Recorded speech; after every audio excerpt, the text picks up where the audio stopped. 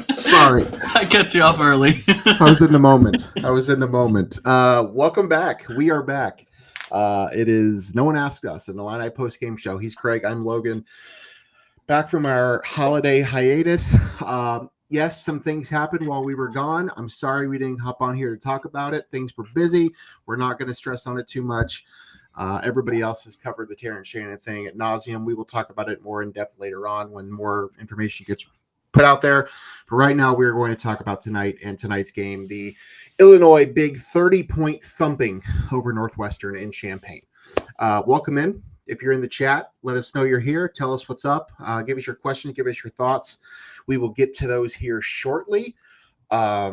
Craig, first off, it's great to see you. Hope you had a Merry Christmas, a Happy New Year. Everything going well for you? Yeah, I'm exhausted. Yeah? I text Logan before the game. I was like, bro, I don't know if I can do this tonight. And Logan's like, hey, I went to bed at halftime in the second game last night so I could do this tonight. Like, okay, I'll push through. This is true. I should have taken a nap after work today. We went to Chicago for Christmas week, and every day it was like, go to this uncle's house, go to this cousin's house. We went downtown one day, go to this house, and then obviously drove back over the weekend, and then all the football yesterday. So I'm just like drained. I get it. But that game gave me some adrenaline, so I'm ready to go. I get it. Well, let's not delay this any further. Yes, Illinois handles Northwestern in Champaign tonight. 96-66 is the final score. Luke Goody, the other guy, Marcus Domask, 32 points. Just 1 point shy of his career high, which he set at Madison Square Garden. 32 points for him. Again, just kind of a nice balanced score outside of that. Justin Harmon, 20 points for him. Coleman Hawkins, 13 points. Quincy Guerrier, another double-double, 14 points, 10 rebounds. A lot of nice things out there on the court tonight. My big takeaway was the tweet that I put out. This team is just fun to watch, and they're much more fun to watch than last season. I don't know where this season goes. I don't know when or if Terrence Shannon comes back. I don't know what happens with anything. None of us do. But as it stands right now, even without him on the court, this team is really fun to watch. They're putting up they're scoring a lot of points. They're getting to the basket. They're making threes. They're doing a lot of things that will. Granted, it's not like Fairleigh Dickinson and Northwestern are the cream of the crop. Northwestern has a really good point guard and not much else. And Fairleigh Dickinson, yes, beat Purdue in the tournament last year, but they're, towards the bottom in terms of Division I. So they're like 3 in pom.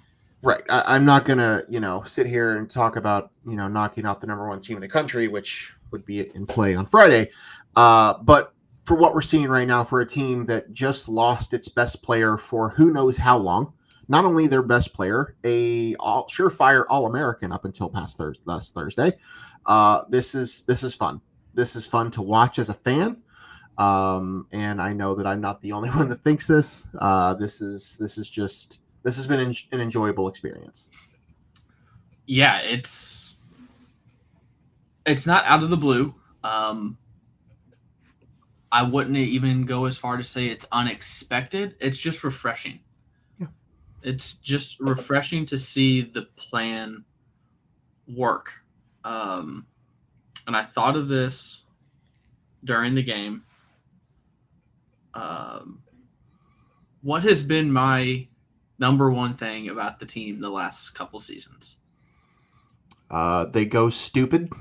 Their basketball IQ was just minuscule, and it's the total opposite this year. This is a smart, fundamental basketball team, and that's where you get these results. They're making the extra pass. They're hitting. They're taking good shots. Yep. And that's been Underwood's whole thing was the last 2 years, the shooting hasn't been great. This year it's much better, but the last 2 years it was because they were forcing the threes. They were taking bad shots. The shots now are wide open in rhythm, and they're making them. It's like it's day and night difference, the style and just the fundamental basketball knowledge of this team, and that comes from the experience. Right. I looked at the starters on stat broadcast before the game. 7 of the 10 starters for each team were seniors, and then you had they start a junior. I think Northwestern starts 1 junior, so 8 of the 10 were upperclassmen. I mean that's where this program is winning games right now. Is they've been in the trenches. They've played a lot of college basketball. They know how to win, and it's translating without one of the top 3 or 5 best players in the country for the first 2 months of the season. Like, did I expect Illinois to win both of these games? Yes. Did I expect them to win both of them by 40 and average 100 points? Trevor Release at the field of 68 just tweeted, I would never would have, or something along the lines of, I never would have guessed, or what other team would average 100 points after the 2 games after they lose their All-American. It's like, this went beyond my expectations for the last 2 games. Yeah, I believe the text I received from you on Thursday was along the lines of the season's over. Yeah. I was in a dark place. In fairness, I think that's how everybody was feeling. I will, again, I don't want to talk about that, but like I was sitting in a movie, and as soon as the movie ended, I checked my phone, and it had just happened. Yeah, your text alerted me. I did not know it was happening. Just sunk down in my seat while everybody else left, and I just like sat there and just pondered everything. Again, we're not talking about that. We're talking about what happened tonight, and this is a big home win to more or less kick off the Big Ten season. They did get a win earlier, but those December Big Ten games are always weird. But this is the first official start game of the Big Ten season in January. And it's a big one. It's a big 30-point victory, setting yourself up now for what's going to be a tough stretch. And we'll talk about towards, at the end of the show, but you head to Purdue on Friday, and then you get Michigan State, I believe, next week. So not going to be easy here. I kind of talked about some of the stats earlier. Domask, obviously the big night, 32 points for him, 6 assists, 5 rebounds. Fill in the stat sheet again. Quincy Guerrier, another double-double, 14 and 10 from him. Justin Harmon, once again, showing up when you needed to, 20 points. It's just nice. It's just nice to see this type of stuff. As far as like some of the other stats go, I hadn't really done much comparison look, but it was, Illinois dominated this thing from the very beginning. Field goal percentage, Illinois 63-41. Illinois outshot them everywhere other than the free throw line, but Illinois shot 20 free throws, were 16 for 20. Northwestern was 8 for 8 from the free throw line. Both teams 10 turnovers. Illinois out-rebounded them 35-24. Northwestern, I feel like, got half of their rebounds on one possession when they just kept getting offensive rebounds, and the guy just couldn't score. Bench points, 25-17, Illinois favor there. Points in the paint, 34-30. This team just does a lot of things well. I think that's just, and as you already kind of alluded to it, the IQ is there. This is, that's what you get when you have a bunch of 30-year-olds. It's an exaggeration, but they are like, they're 23, 24-year-old players. Quincy Guerrier is a man, and he is out there playing amongst boys. Like, it's what it just feels like all the time. Who's in the chat? What's going on here? We got some comments, got some questions. Yeah, we've got a bunch of I see B-Watts is in here. What's up, Blake? Good to see you, man. Thanks for getting in the chat. He's got a couple in here. Straight up wrong about the team minus TSJ. Just wow. Blake. And I think he's kind of piggybacking off what I said. Just a bunch of dudes that know how to play basketball, which Illinois hasn't had in the last couple of years. Going back to the first comment, and you kind of alluded to it, I think even without Terrence, you would expect to win these 2 games. But as you said, not by the amount of points that they did. I think that's what is dangerous about this team is they have a lot of guys that can do a lot of things, and you just don't know who it's going to be on any particular night. This team has not had a clear number 2 consistently all season. Marcus Domask has shown up with 30-point outings, but he's also gone scoreless a time or two. I think that's a good thing. I think not having a clear number 2 can be beneficial. Yeah, and at times Hard like to scout. this, we'll just have to see. I mean, it could be, Coleman Hawkins. I do think is, that needs to be a guy, but he does a lot of things right. 13 points tonight, 5 boards, 2 assists. Yeah, you just don't know where the His points are going to come defense from. is His defense is phenomenal. outstanding. Yeah. Yes. I think, and I think most people realize it, and it's talked about a lot, but it can't be talked about enough. The impact he has on the defensive side of the floor. Yep, his defense is fantastic.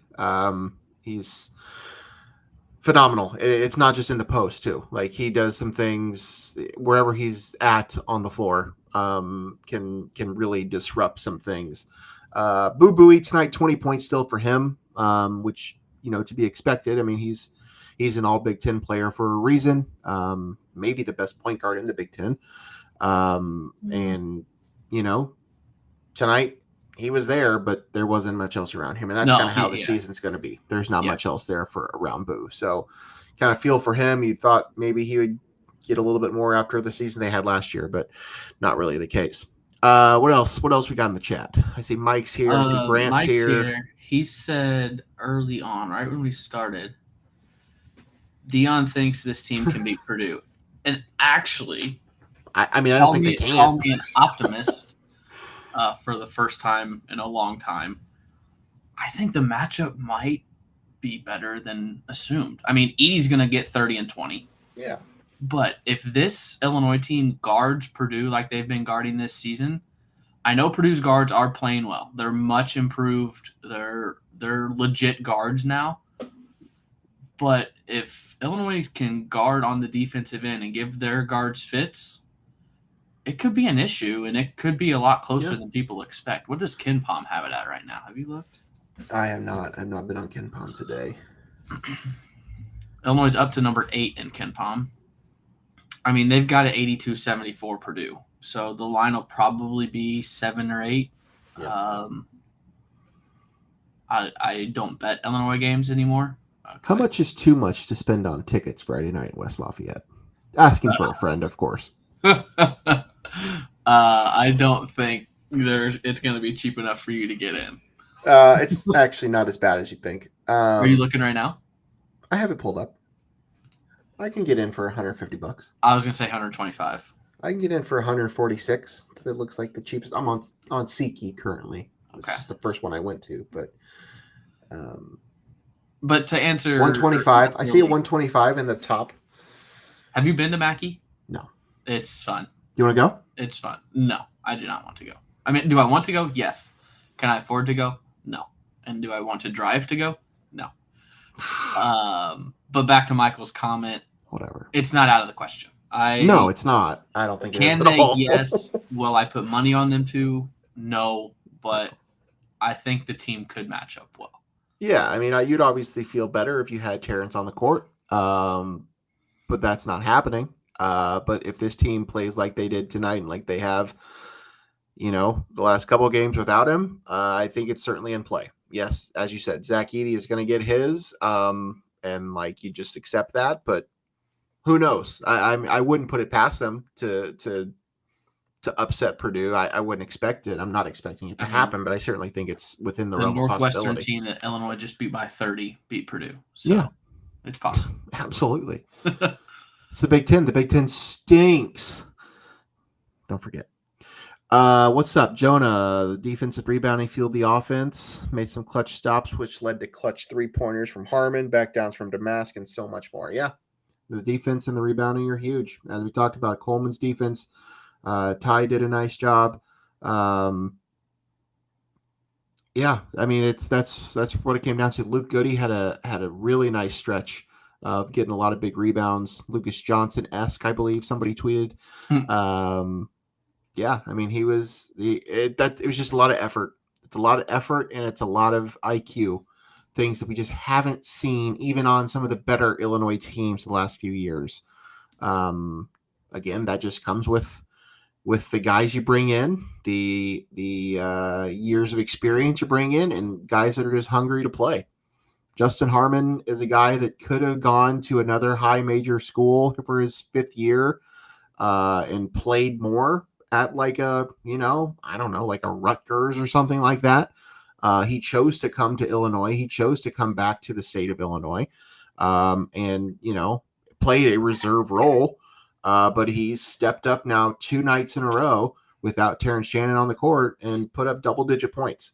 So it's just great to see. I just love the effort that we're getting from all of these guys all around. And there are some nights where you have certain guys step up. Dane has his nights last night or 2 games ago or whatever, and this tonight wasn't much of a Dane game. And you're just going to get that, but it's crazy it's just to me. nice to know that there's so many guys that can contribute. They play 8 or 9 deep, and they all can contribute on any given night. Yeah. I was going to say something right in the middle of that, and I can't remember. So yeah, I will second everything you said. Thank you. Thank you very much. I'm trying to go through chat and looking at stats here. Oh, the last comment was rebounding. Entering the night, Illinois led the country in total rebounding, 46.1 rebounds per game. They only got 35 tonight, so they'll probably fall behind a couple teams here, but they'll probably still stay in the top 5 or 10. But yeah, Illinois was the best rebounding team in the country going into tonight with 46.1. Purdue has to be up there with Purdue's 26th with 41.3. That helps when you got a 7-4 dude in the middle. But yep.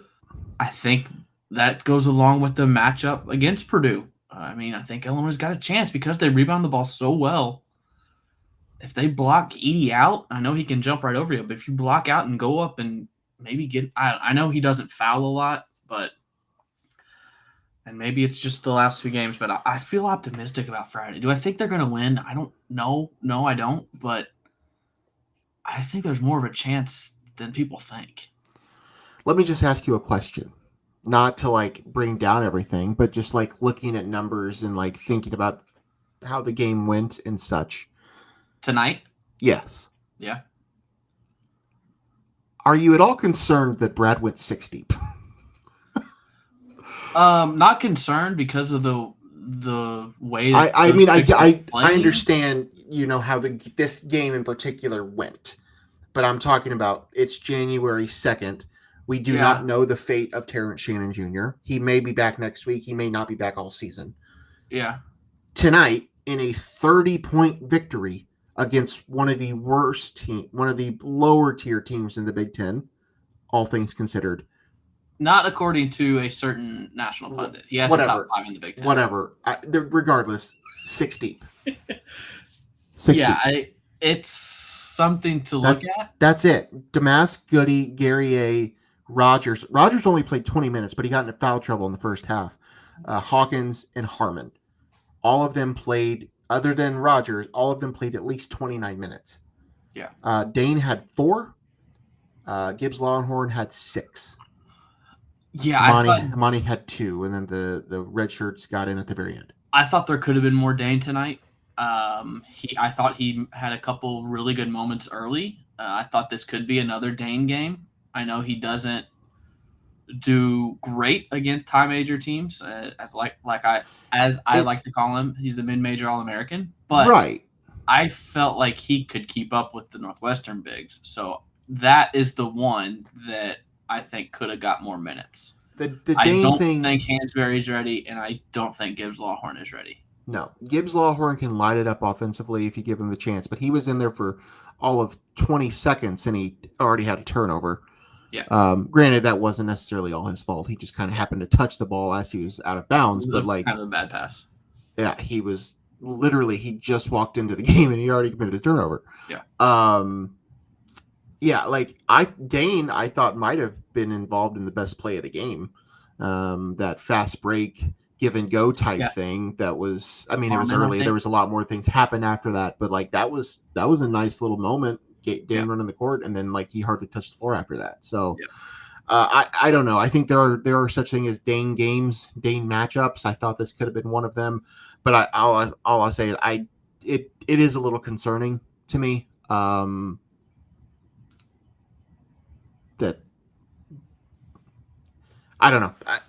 The 6 deep thing that is concerning to me. And if Dane's not going to get more than 4 minutes in this game, I just don't know. I don't know where the big 10 minutes are going to be. I just don't. Yeah. And so 6 guys is a small rotation. I mean, I know most coaches like to do like 8, 9, but like still, we didn't really see that tonight. So if I'm going to take any sort of negative at all, or I don't want to be that guy, but like just have to point that out because that is certainly something to think about. What else we got? Anything we want to go over? Any everyday guys? Yeah. Any along those lines, Brant was in the chat before we even started. Who was the biggest surprise tonight? Kind of along the lines of everyday guy. It's kind of the same thing. Could be the same thing.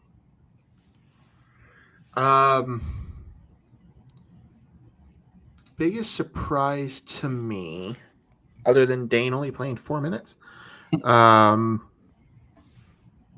I mean, we just saw it on Friday, but another 20-point outing from Justin Harmon, I think has to be my answer. I mean, granted, I wasn't expecting 32 points out of Marcus Domask either, but we've seen it before. So I guess with the situation being as it is, I would say a 20-point outing out of Justin Harmon would be my answer. Do you have a different one? Is there a more obvious answer that I'm not thinking of? I think it's Domask, just because of the funk that he went in after Sure. the Madison Square Garden game. Yeah, he had made 2 threes since that game. He was 0 of 5, 1 of 4, 0 of 7, 1 of 6. Yeah. Now he only took 1 tonight. He was 1 of 1 from 3 and 10 of 14 from 2, and 9 of 10 from the free throw line. So to go along with another Brant comment, Domask with a 40, 60, 90 game, rare air, 40% field goal percentage, 60% 3-point percentage, 90% field goal or free throw percentage. That would be I didn't see that coming. Yeah, no, I mean, I'm with you. I mean, he was lights out. I will just say though that there will be other nights where on Friday he might be non-existent. Yeah. But with Terrence Shannon off the court, Marcus Domask is gonna. I mean, everybody's gonna have to step up. It's not just a Marcus Domask thing. Yeah. But I do think he is probably your most reliable scorer. Just as a pure scorer on this team, it's probably him. Yeah. So you're going to need him. Not necessarily, he doesn't need to score 32 points a night because there was a 30-point victory. So like you don't need that every single night, but like you're going to need him to be more consistent than what he's been of late. So yeah, I would agree with that. And then Brant had another question: who had the underrated game tonight? So who maybe on the stat sheet didn't fill it up but played well. I mean, I like Luke Goody's effort tonight. 5 boards, 6. I mean, these 6 points. You like to see a little bit more from him. Only 1 3 that he hit very early, but the 5 boards. That was good to see from Luke. I thought he played with a ton of energy tonight. I was specifically early, like you said. There was a good 2-3 minute game time stretch where he was diving on the floor. He was getting every loose ball. I liked what Goody brought to the team today. So I didn't really get into a discussion about it, but there were some clapbacks to a comment I made after the game on Friday on Twitter. And I would just like to reopen the conversation. I think it's worth worth reopening the conversation at this point. And then we can maybe preview what's ahead and then shut it down. Where are you at personally with point guard Ty Rodgers? Because it's still a debate. It still gets talked about all the time. Is he a point guard or is he playing the point guard role on this team? He's playing a point guard on this team. I don't think he's a point guard. Correct. I agree. And he's I don't want to say he's surprising me because I kind of expected him to be doing some of these things just of how much Brad talked him up and how much he talked that situation up. But it's nice to see that I was I was concerned about it the first. I think we both were. I think a lot of people probably were. The first few weeks of this season, that did not look like it was going very well. It seemed that Marcus Domask had kind of earned more of the trust as the ball handler on this team. And no, it's not. There's no traditional point guard on this roster, and it's definitely not Ty Rodgers. But there is, but he's hurt. Well, yes, correct. Nico Moretti, yes, is a point guard. But I am really liking what I'm seeing out of Ty. Maybe it was the Terrence Shannon thing that needed to happen to spark him.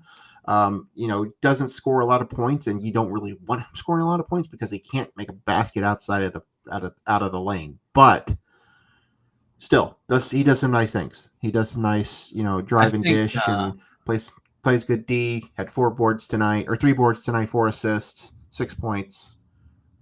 I'm kind of in the same camp as Kai here. I agree, but why does the definition matter if he's playing well, guarding the best player? It doesn't. It doesn't matter. I agree. I don't think there needs, I don't think most teams you can put labels on the positions. Like not this team. Not this team. You can't label any player because Coleman could guard the 5 one trip down the floor, and then he could guard the point guard the next trip down. And in this era of basketball, especially, it's all positionless. I mean, even in the NBA, like Steph Curry's not a point guard. Like you can't even do it 1 through 5. Like you used to say, oh, he's going to play the 6, he's going to play the 3. You can't do that anymore. Yeah, it's definitely changed. But like still like that. The comment I made on Twitter on Friday was. I think it was Jeremy Werner had quoted what Underwood said in the press conference, and he specifically referred to Ty Rodgers as the point guard.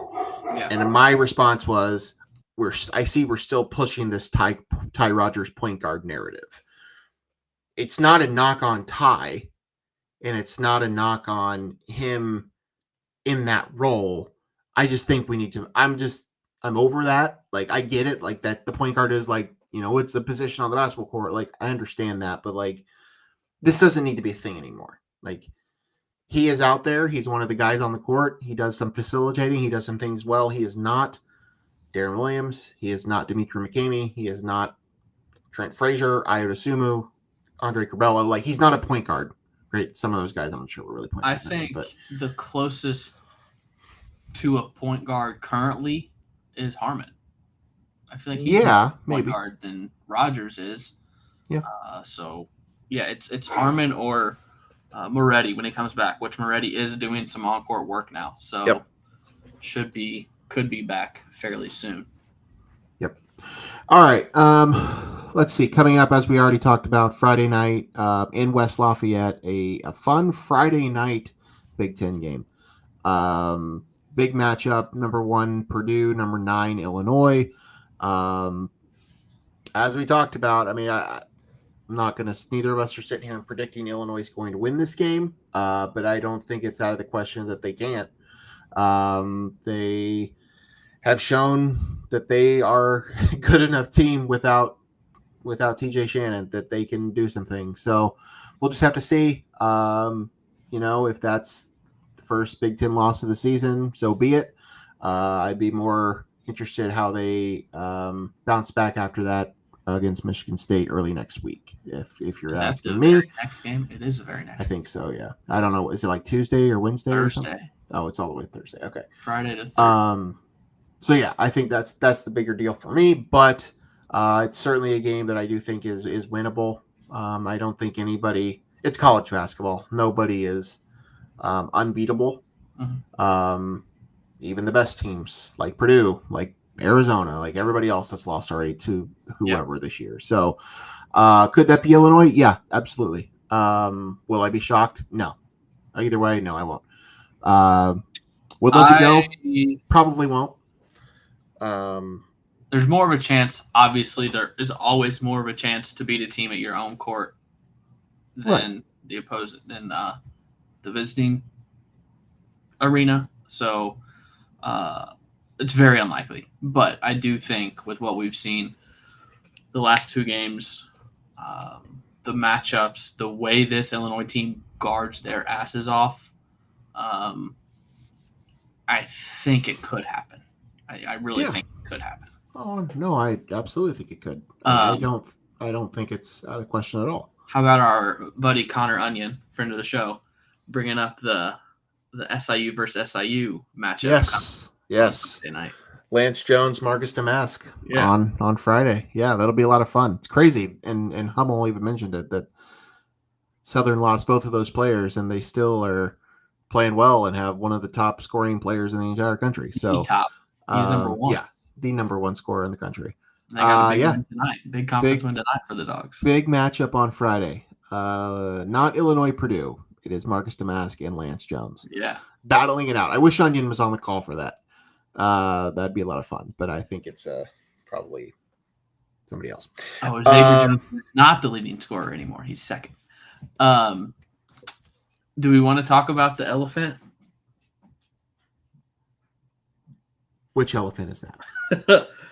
A certain reporter or a certain couple reporters that didn't include Illinois in their rankings or had Illinois below certain teams in their rankings. I didn't even see who it was. Who was it?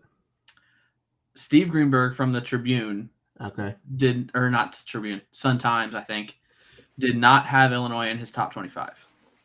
He dropped them from number 9 out of the polls on Monday.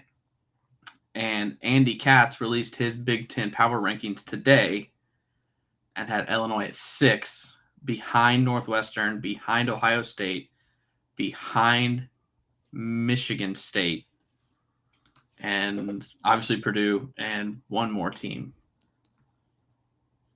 Wisconsin. Well, here's what I will say to that.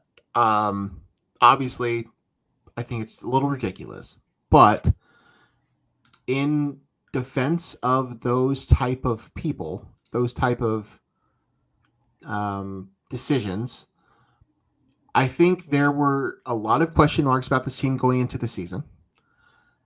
Yes, they did win a neutral site game against Florida Atlantic.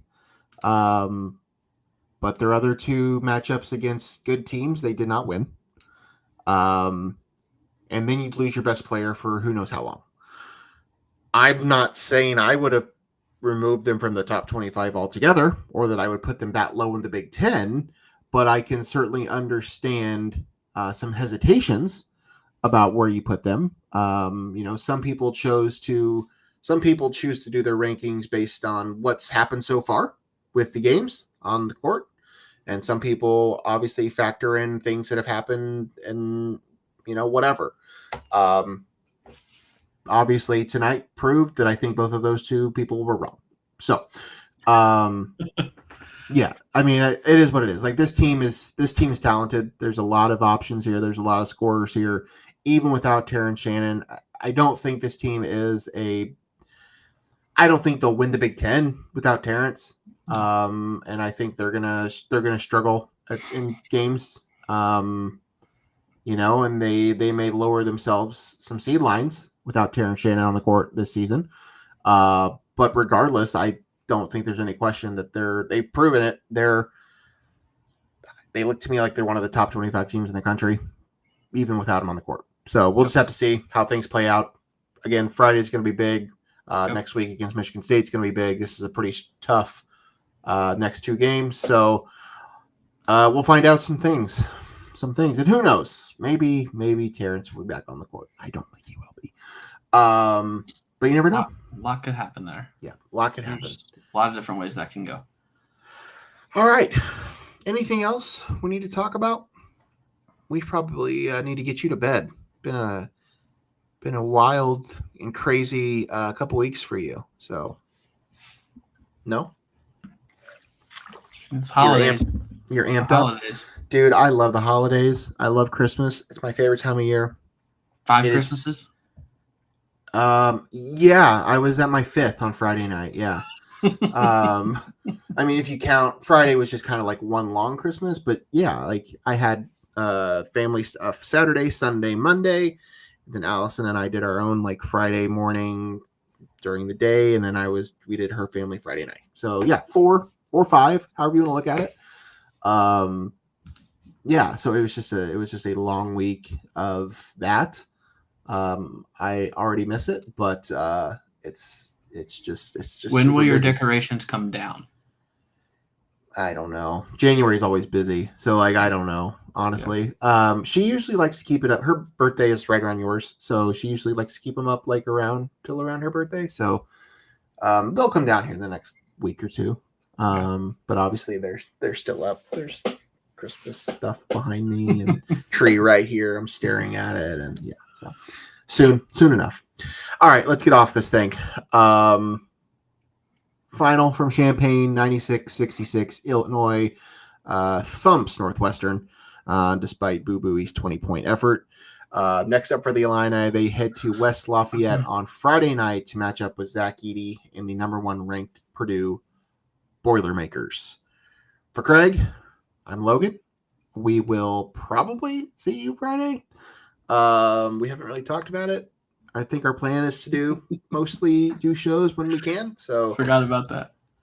If we're not here Friday, we'll tweet it out, let you know. But we'll plan to be here Friday night, regardless of the outcome. For Craig, I'm Logan. We'll see you whenever that is. Bye.